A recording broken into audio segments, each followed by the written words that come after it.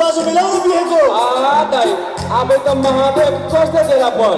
बिहे गर्न बिना सिटी नगर है कर आफू त सानो भाइ दुधको दाम झरेको छैन बिहे गर्ने कुरा त सोच्नु पनि भएन नगर्ने त बिहे नगर्ने नगर्ने नगर्ने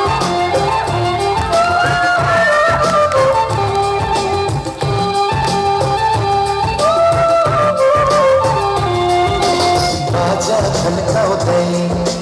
लिएर आउनु बुहारी नगन झुलाउँदै